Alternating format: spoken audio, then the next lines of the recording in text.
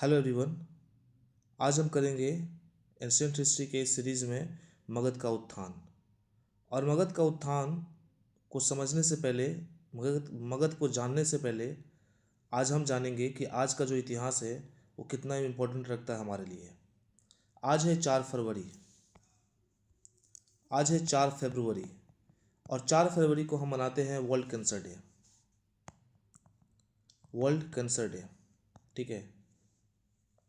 ये इसलिए मनाया जाता है ताकि लोगों के बीच में इसके अवेयरनेस को फैलाया जाए और लोगों को जागरूक किया जाए। हर साल इसका एक थीम होता है और इस साल जो थीम है वो यूनिटी बाय यूनिक है, यूनाइटेड बाय यूनिक, ठीक है। पहला। दूसरा जो इम्पोर्टेंट है 4 फरवरी, वो ये है कि आज ही के दिन 2004 में फेसबुक की शुरुआत हुई थी। फेसबुक की शुरुआत किसने की थी? मार्क जुकरबर्ग ने। तो अपने दोस्तों के साथ मिल करके मार्क जुकरबर्ग ने 2004 में फेसबुक की शुरुआत की थी। स्टार्टिंग में ये जो फेसबुक था वो जिस कॉलेज में पढ़ रहे थे मार्क जुकरबर्ग, हार्वर्ड यूनिवर्सिटी में, उसके लिए था। बट बाद में ये पूरी दुनिया के लिए ऐसा मिसाल बन गया कि आप सब इसके बारे में अच्छे से भली भांति है। तीसरा इम्पोर्टेंस जो है वो आज के दिन का वो है श्रीलंका का स्वतंत्रता दिवस 1948। 4 फरवरी 1948 जो है वो श्रीलंका का स्वतंत्रता दिवस है, इसको भी याद रखेंगे। और दूसरा सबसे इम्पोर्टेंट हमारे भारत की आज़ादी के से रिलेटेड ये दिन है, इसे कौन याद करना नहीं चाहेगा। ये है चौरा चौरी कांड। चौरा चौरी कांड ये हुआ था 1922 में 4 फरवरी को। गोरखपुर में एक जगह है चौरा चौरी, वहाँ में एक थाना, वहाँ पे एक थाना है और उस थाने में जो है वो कुछ भीड़ के चलते उसमें आग लगा दी जाती है और बहुत सारे जो पुलिसकर्मी है वो जिंदे जल जाते हैं। जिसके बाद महात्मा गांधी जी ने असहयोग आंदोलन को बीच में ही स्थगित कर देते हैं, ठीक है। तो ये था आज का हमारा 4 फरवरी का डे का महत्व था। अब हम स्टार्ट करते हैं आज का लेक्चर। और आज का जो लेक्चर है वो मगध एम्पायर से रिलेटेड है कि आखिर जो मगध है उसका उत्थान कैसे होता है, कैसे कैसे क्या चीज़ें होती हैं, वो सारी चीज़ों को हम आज देखेंगे। देखिए, उत्तर वैदिक काल, इसकी जब समाप्ति होती है तो समाप्ति होते होते जो है भारत में 16 महाजनपद उदय हो जाते हैं, ठीक है। और इन 16 महाजनपदों में 4 जो है वो सबसे शक्तिशाली होते हैं और इन चारों के बीच में आपस में वर्चस्व की लड़ाई होती है कि कौन सबसे ज़्यादा शक्तिशाली है और कौन कमज़ोर है। इन चारों में मगध है, कौशल है, वत्स है और अवंती है, ठीक है। इन चारों को हम एकदम सीधे तौर पर देखते हैं कि इसका राजधानी क्या है, बट हम इसको जो है एक्सप्लेनेशन करेंगे, अच्छे से एक्सप्लेनेशन करेंगे आगे वीडियो में। मगध का जो राजधानी था वो गिरिवरस था, जिसको हम राजगीर भी कहते हैं, और ये बिहार में है। बिहार का सबसे शक्तिशाली राज्य था। कौशल की राजधानी श्रावस्ती थी, ये यूपी में पड़ता था, ठीक है। और यहाँ के जो राजा थे सबसे शक्तिशाली वो प्रसेनजीत थे, जो कि बुद्ध के समकालीन थे। वत्स ये कौशाम्बी में पड़ता है, उत्तर प्रदेश में, और यहाँ के सबसे शक्तिशाली राजा उदयन थे। अवंती, इसकी राजधानी उज्जैन थी, जिसको महेशमती भी कहा गया। ये मध्य प्रदेश में पड़ता है। और यहाँ के जो राजा थे चंड प्रदोत, इनके इलाज के लिए जो है वो बिंबिसार ने जीवक को भेजा था, ये भी याद रखेंगे। हालांकि मैं इस चीज़ को बताऊंगा आगे। अब हम बात करते हैं 16 महाजनपदों के जो जानकारी का स्रोत है वो कहाँ से मिलता है। तो अलग अलग किताबों के अलग अलग स्रोत है। जैसे बौद्ध ग्रंथ ग्रंथ का जो किताब है अंगुत्तर निकाय, यहाँ से 16 महाजनपदों की का स्रोत मिलता है, ठीक है। और महावस्तु, ये दो भी किताब है बौद्ध ग्रंथ का, अंगुत्तर निकाय और महावस्तु। महावस्तु में इनके राज्यों का उल्लेख मिलता है और अंगुत्तर निकाय में 16 महाजनपदों की सूची दी गई है, ठीक है। जैन ग्रंथ में भी एक बुक है भगवती सूत्र, इसमें भी 16 महाजनपदों की सूची दी गई है। तो आप याद रखेंगे कि 16 महाजनपदों की सूची का उल्लेख कहाँ मिलता है, किस ग्रंथ में मिलता है। तो अंगुत्तर निकाय में है और भगवती सूत्र में है, महावस्तु में भी है, ठीक है। ये क्वेश्चंस पूछता है, हम वही चीज़ों को यहाँ पर लेकर के आया हूँ। नोट्स में जो आपके एग्ज़ाम के पॉइंट ऑफ व्यू से एग्ज़ाम जो है वो इम्पोर्टेंट ही है, इससे बाहर कुछ नहीं जाएगा। ठीक है, अब देखते हैं मगध सबसे शक्तिशाली क्यों होता है। इसके पीछे है लोहा। लोहे की खदान थी झारखंड के पास, और गंगा का जो मैदान था उपजाऊ था। इन सब चीज़ों को मिलाकर के मगध बहुत शक्तिशाली था। हालांकि इसको डिटेल से हम देखेंगे आगे वीडियो में। अब देखिए यहाँ पे मगध जो है वो मैप में, भारत का जो मैप है उसके थ्रू देखते हैं विश्व 16 महाजनपदों का इतिहास। ये दिख रहा है आपको असमक, ये साउथ में है, सबसे दक्षिणी छोर का ये आपका महाजनपद था। उसके बाद ये मगध है बिहार वाला, मगध, अंग और वज्जी, वज्जी लिखा हुआ है, मगध, अंग और वज्जी, ये तीन थे जो कि आपके उत्तरी बिहार में मतलब, ठीक है, ये पढ़ते हैं मगध, अंग और वज्जी। उसके बाद है आपका ये मल्ल है, ये काशी है, ये छेदी है, ये वत्स है, ये कौशल है, ये पंचाल है, अवंती है, मत्स्य है, शूरसेना है और ये कुरु है। ठीक है,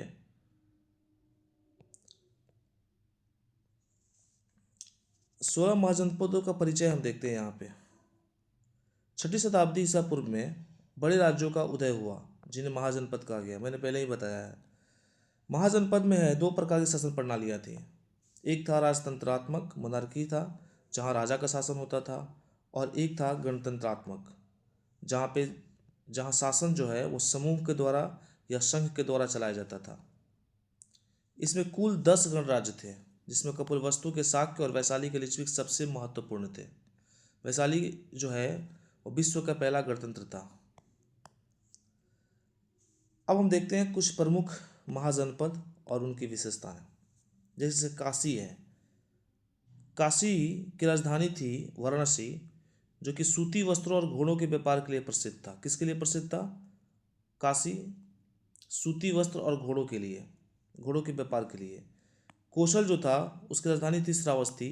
यहाँ के जो राजा थे, प्रसिद्ध राजा प्रसेनजीत थे, ये गौतम बुद्ध के समकालीन थे और उनके मित्र भी थे।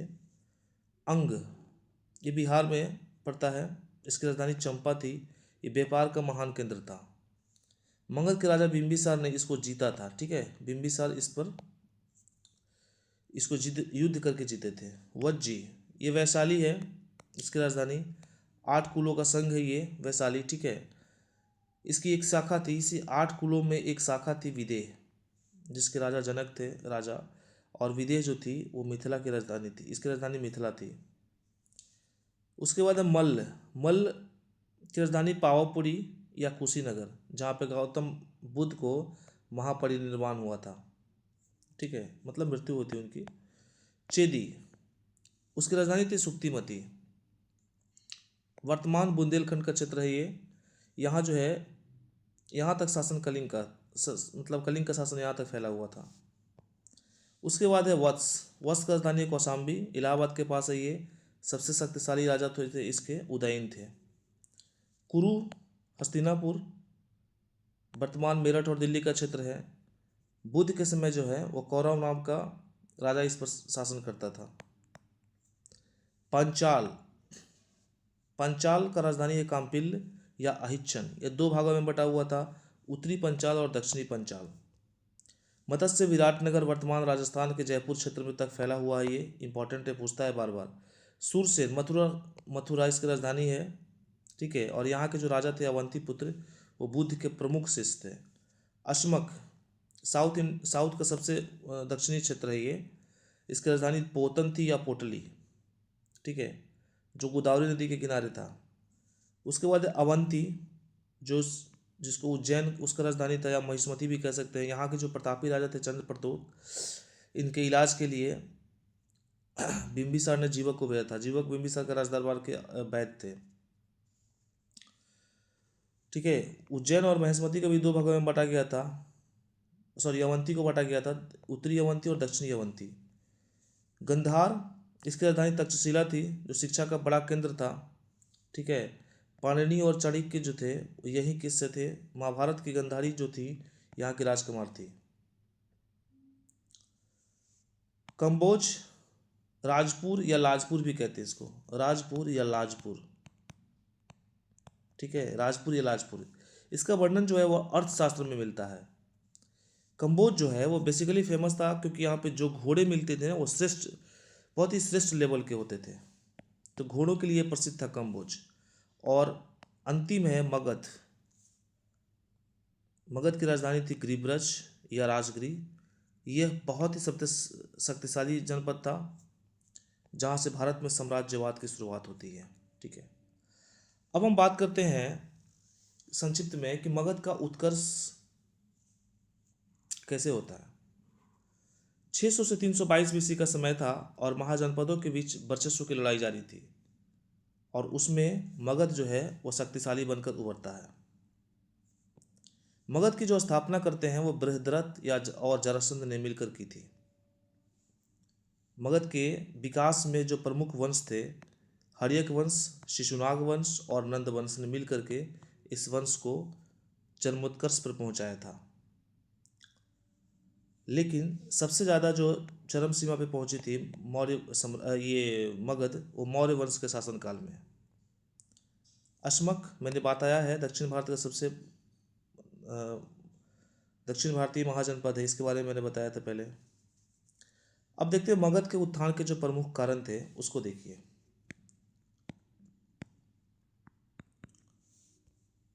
मगध के उत्थान के प्रमुख कारण में 4 सबसे इंपॉर्टेंट है। पहला, भौगोलिक स्थिति। जो मगध था उसकी जो भौगोलिक स्थिति थी बहुत ही इंपॉर्टेंट थी। इसकी जो दोनों राजधानियाँ थी राजगिरी और पटलिपुत्रा, ये दोनों अपने आप में बहुत ही ज़्यादा इम्पोर्टेंट थी। जैसे राजगीर जो था वो 5 पहाड़ियों से घिरा हुआ था, ठीक है। इसे पहाड़ी दुर्ग भी कहते थे, जो कि प्राकृतिक दीवार का काम करती थी। कोई यहाँ पे आक्रमण करने का सोचता भी नहीं था, दुश्मन यहाँ तक पहुँच ही नहीं सकते थे, ठीक है। इसलिए राजगीर अपने आप में इम्पोर्टेंट था। पाटलिपुत्रा, यह जो था वो गंगा, सोन, गंडक, गंगा, सोन और गंडक, याद रखेंगे ये तीनों नाम, ये तीनों नदियों के संगम पर था। इसके चारों तरफ पानी होने के कारण इसे जल दुर्ग कहते थे, जहाँ से व्यापार और सुरक्षा जो है दोनों मिलती थी। सुरक्षा तो मिलती ही थी, व्यापार इससे बहुत तेजी से होता था। तो मगध के उत्थान में जो इसका भौगोलिक स्थिति है उसका बहुत ही ज़्यादा इम्पोर्टेंस रहा है। दूसरा है आर्थिक समृद्धि। मगध के विकास में आर्थिक समृद्धि जो था वो गंगा के उपजाऊ मैदान से रिलेट करता है, क्योंकि जो मगध के मैदानी जो इलाके थे वो उसकी मिट्टी बहुत ही उपजाऊ थी, और उपजाऊ होने के कारण कृषि में भारी उत्पादन होता था। जब अनाज ज़्यादा होता था तो राजा को कर भी ज़्यादा मिलता था, और जब कर ज़्यादा मिलेगा तो उस राजा की जो सेना थी वो बड़ी होती थी और शक्तिशाली भी होती थी, ठीक है। तो दूसरा कारण यह था। तीसरा कारण था लोहे की भूमिका। मगध के पास लोहे की खदानें प्रचुर थी, जो कि वर्तमान झारखंड में चला गया है। तो उस समय लोहे की खदानें बहुत ज़्यादा थी, तो ये भी एक बहुत ही महत्वपूर्ण कारण था। इससे क्या होता था, लोहे की अधिकता के कारण हथियार बनाना आसान हो जाता था, और जब हथियार भी बन जाते थे और खेती के लिए उपकरण भी बन जाते थे, जिससे जंगलों को काट करके खेती का विस्तार किया जा सकता था। तो लोहे की भूमिका भी मगध के विस्तार में बहुत ही ज़्यादा इम्पोर्टेंस रखती है।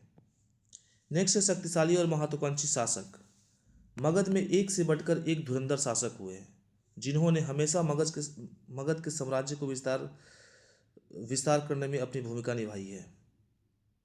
जैसे में बिम्बिसार की जो नीति थी, उनका मानना था कि किसी भी राज्य को अपने में मिलाने के लिए युद्ध से जीत लिया करो। अगर वो युद्ध में नहीं मानते हैं तो किसी भी तरह उनसे वैवाहिक संबंध बना लो। युद्ध के माध्यम से या वैवाहिक संबंध के माध्यम से अपने राज्य का विस्तार इन्होंने बहुत ही ज़्यादा किया था।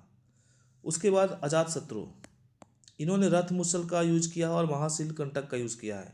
पूछता है, रथ मुसल और महाशील कंटक का यूज़ करके, आधुनिक हथियारों का यूज़ करके इन्होंने अपने राज्य को का दुश्मन राज्यों से लड़ करके जीत करके विस्तार किया है। और शिशुनाग महापदम, इन्होंने भी अपने राज्य का विस्तार किया।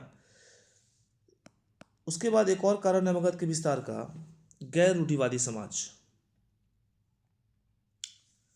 इतिहासकारों का मानना है कि जो मगध का समाज था ना, वो गैर रूढ़िवादी था, और यही कारण था कि वहाँ के जो लोग थे वो किसी भी तरह का जब राज्य में बदलाव होता था या किसी भी तरह का विचार या बदलाव होता था तो जो लोग थे उसको जल्दी से अडॉप्ट कर लेते थे। इससे क्या होता था कि विकास जो था वो अधिक प्रगतिशील और आक्रामक तरीके से होता था। तो ये भी एक इम्पॉर्टेंट कारण था मगध के उत्थान में। जैसे आपको पता है ना कि आज के समय में किसी भी देश की जो शक्ति होती है किस चीज़ पर डिपेंड करती है, उसके लोकेशन पे, पैसा पे और टेक्नोलॉजी पे निर्भर करती है। वैसे ही मगध के पास उसकी सुरक्षित राजधानियाँ थी। जैसे राजगीर जो था वो 5 पहाड़ियों से घिरा हुआ था, दुर्ग था।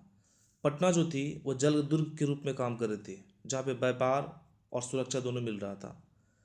उसी तरह से उपजाऊ खेती भी थी वहाँ पे, जिसको हम, और फिर आपका लोहा मतलब टेक्नोलॉजी थी। तो ये सारी चीज़ों थी मगध के सफलता में। अब हम बात करते हैं मगध के 3 प्रमुख राजवंश के बारे में। यहाँ से शुरू होती है असली मगध के राजवंश, कि मगध पे सबसे पहले कौन आया, उसके बाद कौन आया, उसके बाद कौन आया, और कैसे कैसे मगध को जो है वो विस्तारवादी नीतियों से मगध को और विस्तारित करते जाते हैं। तो सबसे पहले मगध पे राज करते हैं हर्यक वंश। एक ट्रिक है हसीना, हर्यक, शिशुनाग और नागदाशक, मतलब ये वाला नंदवंश। ठीक है, तो आप ट्रिक नहीं देखेंगे हसीना, आप थ्योरी पर ध्यान दीजिए। अगर आपके पास थ्योरी है, अगर आपके पास सारी चीज़ें रिवाइज की हुई हैं तो आपका कोई थ्योरी काम नहीं करता है। तो सबसे पहला वंश है हर्यक वंश, 544 से 412 BC तक। दूसरा है शिशुनाग वंश, 412 से 344 BC। नंद वंश 344 से 322। तो हर्यक वंश को हम देखते हैं। इसके 3 मुख्य शासक थे, बिंबिसार, अजातशत्रु और उदयन। बिंबिसार जो थे वो 544 से 492 तक थे। ये मगध के संस्थापक भी माने जाते हैं। अजातशत्रु इनके पुत्र थे और उदयन जो थे वो अजातशत्रु के पुत्र थे। इन्होंने ही पाटलिपुत्र की स्थापना की थी। हम कुछ विस्तृत अब स्टार्टिंग से हम विस्तृत जानकारी देखते हैं बिंबिसार के बारे में। बिंबिसार जो थे वो मगध के वास्तविक संस्थापक थे और एक कुशल राजनीतिज्ञ थे। इन्होंने हर्यक वंश की स्थापना की थी। ठीक है, ये भारत के ऐसे पहले शासक थे जिन्होंने एक सुव्यवस्थित प्रशासनिक व्यवस्था बनाई थी अपने राज्य में। ठीक है, अपनी राजधानी राजगृह लेकर गए थे और वही उसी को राजधानी बनाया। गौतम बुद्ध के समकालीन थे, इसलिए बौद्ध धर्म को इन्होंने अपनाया। इनकी जो नीतियाँ थी और विजय मतलब जीत का जो तरीका था वो मैंने पहले ही बताया है, वैवाहिक संबंध और युद्ध की नीतियाँ। जैसे वैवाहिक संबंधों की बात करें तो कौशल और वैशाली की राजकुमारियों से शादी की इन्होंने। ठीक है, और युद्ध के बजाय दोस्ती और रिश्तों से साम्राज्य को सुरक्षित किया और विस्तृत कर सके। उसके बाद है अंग पर विजय। अंग पर इन्होंने विजय प्राप्त किया है। ठीक है, जैसे बिंबिसार जो थे वो अंग पर विजय प्राप्त किए हैं। हर्यक वंश के बिंबिसार अंग पर विजय प्राप्त किए हैं। अजातशत्रु जो है वो कौशल और वैशाली को जीते हैं, और शिशुनाग जो है वो अवंती और वत्स को जीते हैं। तो ये जो कौन किसको जीता है, ये चीज़ याद होना चाहिए था। तो अंग पर विजय प्राप्त की है किसने? बिंबिसार ने। ठीक है, और जीत करके मगध में मिला दी है। उस समय जब जीते वो अंग को, उस समय ब्रह्मदत्त जो थे वहाँ के राजा थे। जीतने के बाद अपने पुत्र अजातशत्रु को अंग का शासक नियुक्त कर दिया बिंबिसार ने। प्रसिद्ध राजवैद्य जीवक जो है इनके दरबार में रहते थे। ठीक है, ये चीज़ हमने देख लिया है। बिंबिसार ने जीवक को बुद्ध की सेवा में और अवंती के राजा प्रचंड प्रद्योत के इलाज के लिए भी भेजा था। वैवाहिक नीतियाँ और युद्ध नीति हमने देख लिया इनकी। इन्होंने शादी की थी कौशल की राजकुमारी महाकोसला से और वैशाली की चल्लना से और पंजाब की क्षेमा से। ठीक है, इनके जो संबंध थे अपने पड़ोसियों से बहुत ही शांतिपूर्ण थे। इनको जो है बिंबिसार को जैन साहित्य में श्रोणिक कहा गया है। जैन साहित्य में बिंबिसार को क्या कहा गया है? श्रोणिक। और मत्स्य पुराण में क्षित्रुजस कहा गया है। याद रखेंगे, जैन साहित्य में श्रोणिक कहा गया है और मत्स्य पुराण में क्षित्रुजस कहा गया है। अतः और उसके बाद अंत में जो है इनकी हत्या जो है वो उनके पुत्र अजातशत्रु ने कर दी। अब हम देखते हैं अजातशत्रु अपने पिता की हत्या की, इसलिए इनको पितृहंता भी कहा जाता है और कुणिक कहा जाता है। इनकी कुछ आक्रामक नीतियां थी। इन्होंने कौशल और वैशाली को जीता। देखिए यहाँ पे इनके पिताजी जो थे वो कौशल की राजकुमारी महाकोसला से शादी करते हैं। ठीक है, और वैशाली की चंद्रमा से शादी करते हैं। लेकिन इनके जो पुत्र थे वो अपने पिता को मार करके अपने मामा जी के यहाँ कौशल और इनके वैशाली जो थे इनका ममहर ही हुआ ना, वहाँ पे जो है ननिहाल में वहाँ पर आक्रमण करते हैं और आक्रमण करके दोनों राज्यों को जीत लेते हैं। उसके बाद वैशाली के विरुद्ध जो है युद्ध में 2 नए हथियार का यूज किया उन्होंने, रथमुसल और महाशीलकंटक। ये दोनों हथियारों का यूज किया वैशाली के अगेंस्ट में। इनके मंत्री थे वशस्कर। अजातशत्रु के कूटनीतिक मंत्री थे ये वशस्कर। वशस्कर का नाम पूछा है, किसके मंत्री थे ये? तो अजातशत्रु के मंत्री थे, जिन्होंने वैशाली को जीतने के लिए अजातशत्रु की बहुत मदद की थी। बौद्ध धर्म जो है इनके शासनकाल के 8वें वर्ष में बुद्ध को महापरिनिर्वाण की प्राप्ति होती है।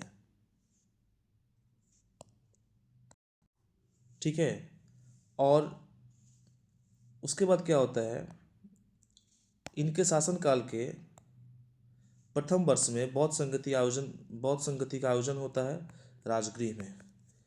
देखते हैं प्रथम बौद्ध संगति जो होती है वो राजगृह में होती है।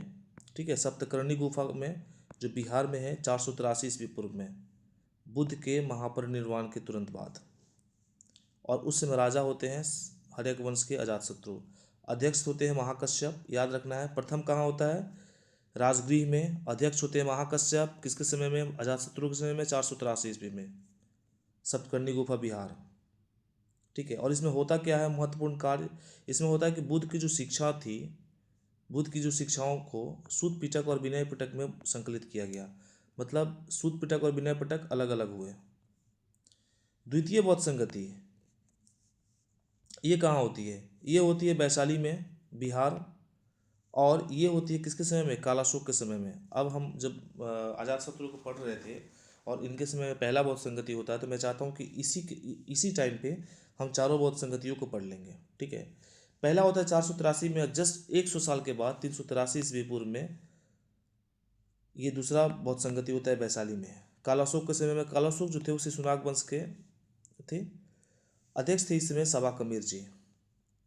महत्वपूर्ण कार्य होते हैं इनके समय में क्या क्या? अनुशासन को लेकर के मतभेद हो गए थे उस समय, जिससे बौद्ध धर्म जो है 2 समूह में बट गया, स्थविर और महासंघिक। पहला में क्या होता है? सूत पिटक विनय पिटक अलग होता है, और इसमें जो है वो 2 संघों में बटते हैं, स्थविर और महासंघिक। तीसरा बौद्ध संगति जो है ये होता है लगभग 250 में। पहला 483, दूसरा 383 और तीसरा जो है 250। ये होता है पाटलिपुत्र में, पटना में होता है। अशोक महान के समय में होता है ये। और मोगलीसुत जो है, मोगलीपुत्तिस जो है ये अध्यक्ष होते हैं। इनके समय जो महत्वपूर्ण कार्य होता है, जो तीसरे पिटक जो है तो अभिधम पिटक, इसका संकलन होता है। अभिधम पिटक का संकलन, पहला में विनय पिटक, दूसरा में स्थाविर महासिंगक, और अभी होता है अभिधम पिटक। चतुर्थ बौद्ध संगति, चतुर्थ बौद्ध संगति जो है ये लगभग 72 ईस्वी पूर्व में होता है। कहाँ पे? कुंडलवन कश्मीर में होता है। कनिष्क के शासनकाल में जो कुषाण वंश के थे, वसुमित्र उसके उपाध्यक्ष थे, और अश्वघोष जो थे अध्यक्ष, वसुमित्र थे, उपाध्यक्ष अश्वघोष थे। और यहाँ पे हीनयान और महायान बौद्ध धर्म जो है 2 संप्रदायों में वो बट जाती है। अब हम बात करते हैं, हमने पहले पढ़ा बिंबिसार के बारे में, उनके पुत्र के बारे में अजातशत्रु, और उनके पुत्र के बारे में पढ़ेंगे उदयन के बारे में। उदयन जो थे उन्होंने जैन धर्म को अपनाया था। बाकी जो ऊपर के दोनों लोग थे उन्होंने बौद्ध धर्म को अपनाया था, बिंबिसार और अजातशत्रु। बट अजातशत्रु के जो पुत्र थे उदयन, उन्होंने जैन धर्म को अपनाया। इन्होंने पाटलिपुत्र की स्थापना की। कहाँ पे? गंगा और सोन नदियों के संगम पर। पाटलिपुत्र का पुराना नाम था कुसुमपुरा, ठीक है। और राजधानी को राजगिरी से पाटलिपुत्र स्थानांतरित किया इन्होंने। क्वेश्चन पूछता है कौन सा ऐसा प्रथम राजा था जिसने राजधानी को राजगिरी से पाटलिपुत्र स्थानांतरित करता है? तो यह उदयन था। किसने पाटलिपुत्र को बसाया? उदयन था। पाटलिपुत्र का पुराना नाम क्या था? कुसुमपुरा। किस नदी के संगम पे? तो गंगा और सोन नदियों के संगम पे। और इनकी जो हत्या होती है किसी अज्ञात के द्वारा कर दी जाती है। अब हम देखते हैं पाटलिपुत्र का जो महत्व है वो कैसे कैसे क्या महत्व है। पाटलिपुत्र को जब हमने पहले ही बताया था, जब मगध के राइज के बारे में हमने बता रहा था कि उसका जो भौगोलिक स्थिति क्या है, तो उसमें मैंने ये दो चीज़ें बताई थी कि पहाड़ जो राजगीर है, राजगीर जो है वो 5 पहाड़ियों से घिरा हुआ है। पहाड़ दुर्ग कहते हैं उसको, पहाड़ी दुर्ग राजगीर को। और पटना को क्या कहें? पाटलिपुत्र को जल दुर्ग कहा है हमने। जल दुर्ग किस लिए कहा? कि व्यापार से भी सुरक्षा मिलता था, व्यापार से भी और सुरक्षा से भी, रक्षा से भी सुरक्षा मिलता था, दोनों से फायदा होता था पाटलिपुत्र का। तो चारों तरफ से नदियाँ थी पाटलिपुत्र के, गंगा थी, सोन थी, गंडक थी, पुनपुन थी, से घिरी हुई थी, इसलिए जलदुर्ग कहा गया इसको। जैसे देखिए यहाँ पे पाटलिपुत्र यहाँ पे है, गंगा इसके बीचों बीच से बक्सर के चौसा से घुसती अंदर जाती है और फिर जो है इधर से निकलती हुई, अब देखिए गंडक इधर से आ रही है, पुनपुन है, इधर से घाघरा है, और गंगा इधर से बहती हुई आ रही है। तो गंगा, गंडक, सोन और पुनपुन जो है चारों तरफ से घिरी हुई है पाटलिपुत्र। बुद्ध के समय यह पाटली ग्राम था, ठीक है। अजातशत्रु ने उसका दुर्गीकरण किया और उदयन जो है उसको पूर्ण शहर बनाकर राजधानी बना दिया। देखिए कैसे कैसे विकास होता है। पाटलिपुत्र के भी जब विकास का क्रम में सबसे पहले पाटली ग्राम था बुद्ध के समय, उसके बाद अजातशत्रु ने उसका दुर्गीकरण किया, किलाबंदी किया, और फिर उदयन ने इसको पूर्ण शहर बनाया और फिर राजधानी में परिवर्तित कर दिया। शक्ति का जो केंद्र था वह महापद्म नंद के समय हुआ था, जो नंद वंश के संस्थापक थे, और प्राचीन भारत की सबसे शक्तिशाली राजधानी बन गई थी पाटलिपुत्र। आधुनिक जो नाम है पाटना, उसका नाम माना जाता है कि पाटन देवी के नाम पर रखा गया है। हर एक वंश के अंतिम शासक थे नागदासक, ये भी याद रखेंगे। और नागदासक की हत्या करके शिशुनाग वंश की स्थापना करती है, ठीक है। शिशुनाग ने अवंती और वत्स को जीता था, मैंने पहले ही बताया था। बिंबिसार अंक को जीतते हैं, अजातशत्रु कौशल और वैशाली को जीतते हैं, शिशुनाग जो है वो अवंती और वत्स को जीतते हैं, ठीक है। तो अवंती और वत्स को जीतते ही है, जीत कर मगध में मिला लेते हैं। राजधानी फिर से ये क्या करते हैं, बिंबिसार और अजातशत्रु राजगृह में राजधानी रखते हैं। उदयन जो होते हैं राजगृह से लेकर चले जाते हैं पटना में, और फिर जो है यहाँ पे शिशुनाग जो है ये क्या करते हैं, पाटलिपुत्र से हटाकर वैशाली को राजधानी बना देते हैं। वाह गजब। ये भी जैन धर्म का अनुसरण करते हैं, उदयन भी किए थे। इनकी मृत्यु होती है 394 ईस्वी में। इसके बाद आते हैं कालाशोक, जिनके समय में दूसरी दूसरी बौद्ध संगति होती है, और ये शिशुनाग के पुत्र थे कालाशोक। ये फिर से राजधानी को पुनः वैशाली से पाटलिपुत्र ले आते हैं। कालाशोक ही ऐसे थे जो पुनः वैशाली से पाटलिपुत्र लेके आते हैं, और वैशाली लेके कौन गए थे? शिशुनाग। कालाशोक एक आध्यात्मिक राजा था, ठीक है, जिसके समय में द्वितीय बौद्ध संगति होती है। कब? 383 ईस्वी में। और महाकश्यप जो है इसके अध्यक्ष होते हैं। अस्थाविर और महासंघिक दो अलग अलग चीज़ें होती है यहाँ पे। और इस वंश का अंतिम राजा कौन था? नंदीवर्धन। अब देखते हैं हम नंद वंश, नंद डायनेस्टी को देखते हैं। नंद वंश के संस्थापक थे महापद्म नंद, ठीक है। महापद्म नंद को एकराट की उपाधि दी गई है, जिसका अर्थ होता है एकमात्र ऐसा राजा जिसने चारों दिशाओं को जीत लिया है, एकराट। ठीक है, तो महापद्म नंद नंद वंश की स्थापना करते हैं, एकराट इनको कहा जाता है। ये कलिंग पर आक्रमण करते हैं। ठीक है, और ये जब कलिंग पर आक्रमण करते हैं, इस चीज़ की जो जानकारी है वो राजा खारवेल के हाथी गुम्पा अभिलेख से मिलती है। कहाँ से मिलती है? राजा खारवेल के हाथी गुम्पा अभिलेख से। इस समय जो शिक्षा का जो मुख्य केंद्र था वो तक्षशिला विश्वविद्यालय था, जहाँ पे प्रसिद्ध जो विद्वान पाणिनि थे और उनके समकालीन मित्र थे। ठीक है, घनानंद इस वंश के सबसे अंतिम शासक थे। एक्चुअली घनानंद क्या सीन है कि जब घनानंद राजा थे तो उस समय उनके राज्य में लोगों के अंदर राजा के खिलाफ बहुत ही आक्रोश पैदा हो गया था। कारण था टैक्सेस बहुत ज़्यादा ले रहे थे। ये अयोग्य थे और क्रूर थे और प्रजा पर भारी टैक्स लगा दिए थे, जिसके चलते जो है वो लोगों के अंदर उनके खिलाफ बहुत ज़्यादा आक्रोश हो गए।